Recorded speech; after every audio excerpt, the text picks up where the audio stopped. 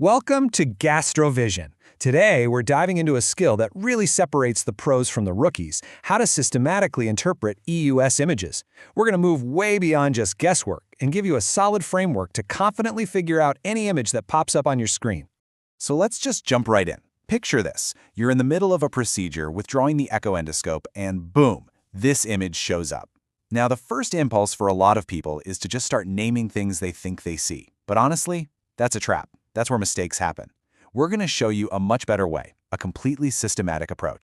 Before you even think about identifying a single structure, the first question you absolutely have to ask is, where am I? I mean, where is the scope? Understanding the position and the orientation of your scope is the foundation for everything else. Get this wrong, and the rest doesn't matter. This context is, well, it's everything. Okay, so let's analyze our position in this specific case. We know the scope shaft is running along the lesser curve, but here's the critical part. Look at the transducer tip. It's not straight, it's holding this oblique right posterior orientation. And that specific angle, that is the golden ticket, the one piece of info that's going to let us crack this image wide open. This brings us to the heart of this whole framework, what I call the golden rules of EUS. These are two incredibly simple, fundamental principles that will empower you to systematically break down any EUS image, no matter how chaotic it looks at first glance. Golden rule number 1 is the proximity rule. This is a big one, but it's super simple. Whatever structure is physically closest to the very distal tip of the transducer will always show up on the left side of your screen. Just burn this into your brain. Distal equals left. Say it with me. Distal is left. All right, on to golden rule number 2, the depth rule. Now, this one is way more intuitive. It's pretty much what you'd expect.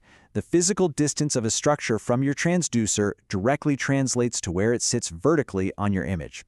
So, stuff that's really close, it's going to be superficial, right at the top of the screen. Things that are farther away are going to appear deeper, down towards the bottom. Simple, right? Okay, so now we know our position and we have our 2 golden rules. It's time for the fun part. Let's go back to that mystery image from the beginning and apply this new framework. We're going to solve this anatomical puzzle step by step.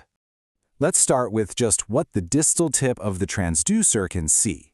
The structure sitting right up against it is the superior mesenteric vein, the SMV.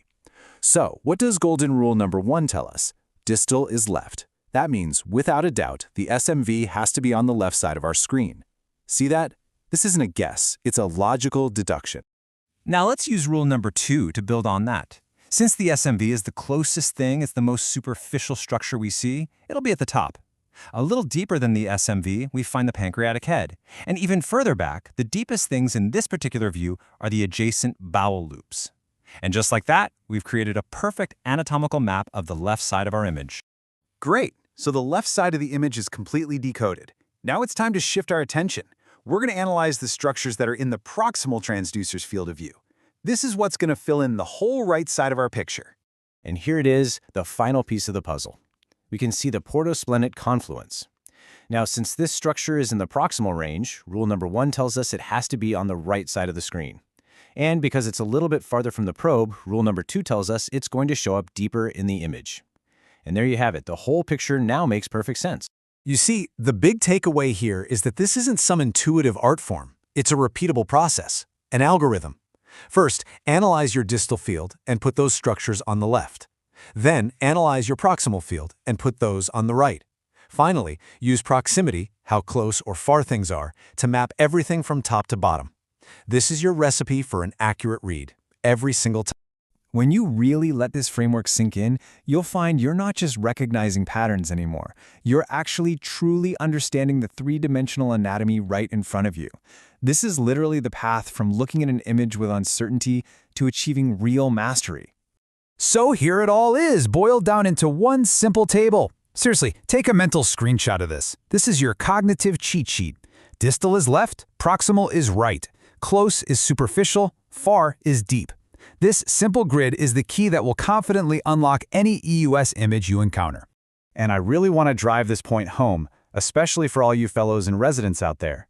This is so much more than just a clever technique.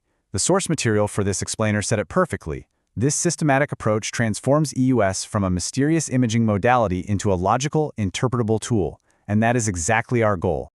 So, if you remember only one thing from today, please let it be this.